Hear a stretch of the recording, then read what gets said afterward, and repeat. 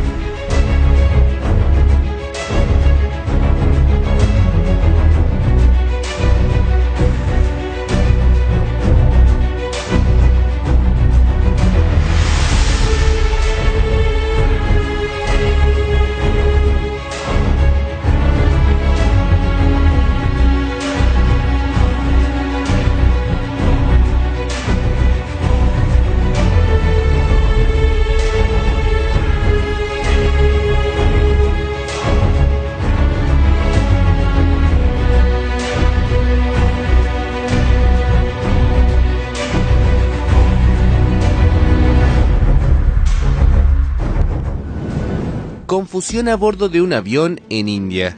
Una treintena de pasajeros comenzaron a sangrar por la nariz y por las orejas, porque la tripulación olvidó presurizar la cabina.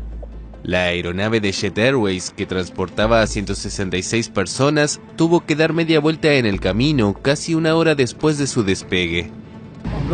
Estábamos volando de Bombay a Jaipur. De repente cayeron las máscaras de oxígeno. No sabíamos qué estaba pasando. No hubo ningún anuncio. Soy un paciente diabético. Nadie nos preguntó nada. Una vez en tierra, los doctores examinaron a los pasajeros afectados. Un portavoz de la aerolínea aseguró en un comunicado que la tripulación del vuelo fue retirada del servicio a la espera de una investigación.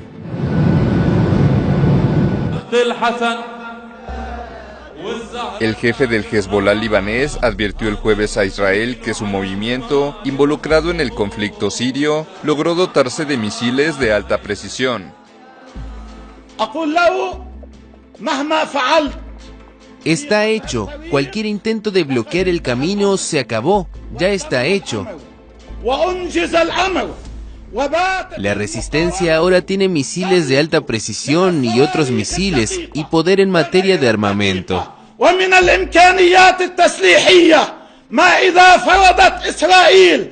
Si Israel impone una guerra al Líbano, enfrentará un destino que nunca hubiera podido predecir. Las que parece que avanzan hacia un posible mayor acercamiento son las relaciones entre las dos Coreas, que quieren presentar una candidatura conjunta para los Juegos Olímpicos de 2032. Más matices hay en cuanto a la cuestión clave de la desnuclearización en Pyongyang.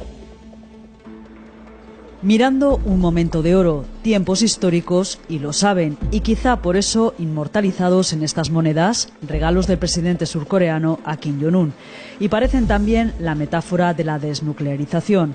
La cara de la moneda, lo que se conmemora, la primera de todas las cumbres, la del pasado 27 de abril. Nueva esperanza, nueva era, se lee en una de ellas. La cruz, 5 meses después, y en el acuerdo de la tercera, Corea del Norte sigue poniendo condiciones para cerrar permanentemente su base nuclear matriz, donde produce el combustible de las bombas atómicas.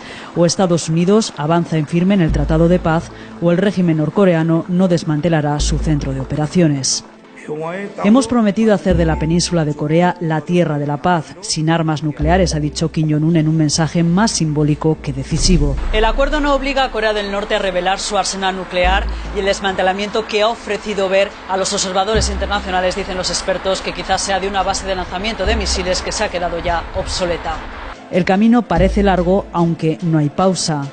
Solicité al presidente Kim que venga a Seúl y lo hará antes de que acabe el año, ha dicho Moon Jae-in. Otros compromisos, albergar conjuntamente los Juegos Olímpicos de 2032 y desmilitarizar parte de su frontera, la última de la Guerra Fría. Gestos que ahora hacen olvidar que entre las dos Coreas y sobre el papel hay tan solo un armisticio. Y a Corea del Norte se ha referido hoy el presidente de los Estados Unidos. Donald Trump afirma que la relación con el líder norcoreano, la situación se ha calmado y que hay progresos extraordinarios con Pyongyang. Lo ha dicho antes de viajar a las dos Carolinas para conocer de primera mano la devastación provocada allí por el huracán Florence. Alrededor de 15.000 personas siguen en refugios y más de 200.000 hogares permanecen sin electricidad. Florence provocó la muerte de al menos 35 personas. En Nueva York va a pagar más de $27,5 millones a 4 jóvenes que de niños fueron abusados sexualmente por un profesor. Es una de las mayores compensaciones por abusos dentro de la Iglesia Católica. Rebecca Smith tiene los detalles. Los jóvenes que ahora tienen alrededor de 20 años fueron abusados, según la sentencia, por Ángelo Serrano, un maestro de catecismo cuando apenas cursaban los primeros grados de primaria. Ingrid era entonces vecina del agresor y dice se alejó de la Iglesia Católica por completo cuando se enteró de los abusos. Confiaba en él, incluso mis sobrinos, él también le daba tutoría en su casa. Su sobrino no fue una de las víctimas, pero abusar de otros niños le costó a Ángelo Serrano 15 años de prisión. Ha estado detenido desde el 2009. Y cada una de las víctimas, según la arquidiócesis de Brooklyn, llegará a recibir más de $6 millones por indemnización. Pero ni siquiera, dice el padre Fabián, quien es un sacerdote en la ciudad de Nueva York, esos $6 millones pueden mitigar el dolor que sufrieron esos menores. No repara siempre lo que es abuso, genera huellas irreparables para el resto de la vida, ¿no? Y aunque la arquidiócesis de Brooklyn se rehusó a dar una entrevista, aseguraron que el señor Serrano era un trabajador voluntario de una parroquia, no era clérigo ni empleado de la diócesis. La diócesis está comprometida con que sus parroquias y escuelas sean seguras para los jóvenes a nuestro cuidado.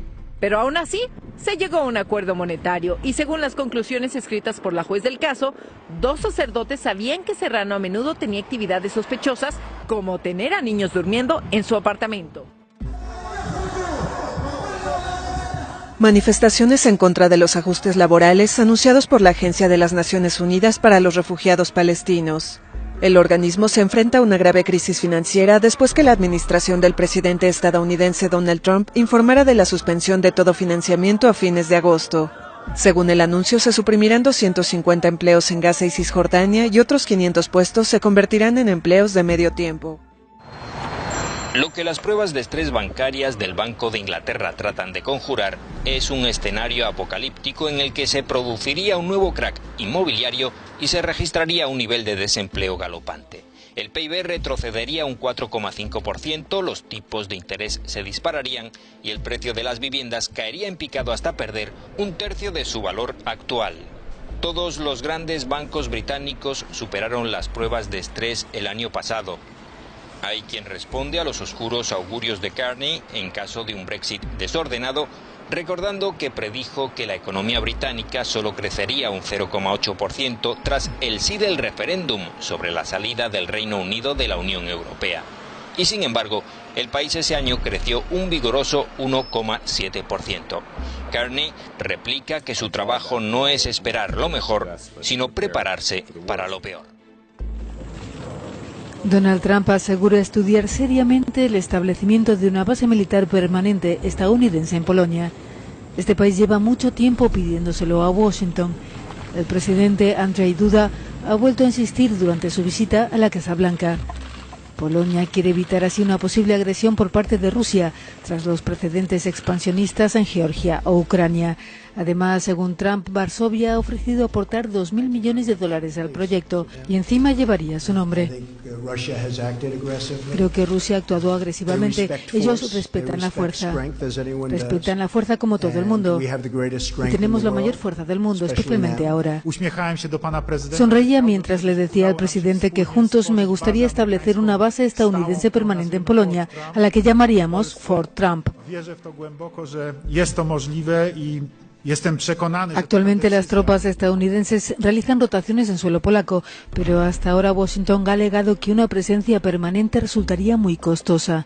Polonia es miembro de la OTAN desde 1999. Como les decíamos, Estados Unidos sigue intensificando las tensiones comerciales entre las dos mayores economías del mundo y ahora culpa de nuevo a China por esta situación. Washington afirma que Beijing debe decidir si quiere entablar negociaciones y cuándo. No obstante, Estados Unidos anunció el martes que impondrá una nueva ronda de aranceles sobre bienes chinos, valorados en $200.000 millones. China, por su parte, afirma que continúa manteniendo una postura clara con respecto a las prácticas de Estados Unidos y asegura que no se doblegará ante la presión estadounidense. Estados Unidos pidió diálogo a gritos mientras imponía sanciones y envió invitaciones para negociar mientras seguía presionando a China. Parece que este se ha convertido en su patrón. La parte china es muy clara sobre la rutina de Estados Unidos y lo abordará con calma. Me gustaría subrayar que las amenazas, la intimidación y el chantaje de Estados Unidos no funcionan con China. Seguiremos promoviendo la reforma y apertura, siguiendo nuestra agenda y nuestra hoja de ruta, y defenderemos nuestros derechos e intereses legítimos con firmeza. Madres con recién nacidos sin acceso a agua caliente, un inodoro para decenas de personas y basura por todas partes. Así es la vida en Moria, uno de los mayores campos de refugiados de Europa. Grupos de derechos humanos y autoridades locales han criticado a Grecia por el hacinamiento y las malas condiciones. Moria está operando actualmente a casi 3 veces su capacidad. ¿Puedes bañar a un bebé de 10 meses con agua fría? ¿Puedes? No puedes. La comida aquí no está limpia, no es seguro. Anoche uno de mis vecinos y yo tuvimos que ir al hospital.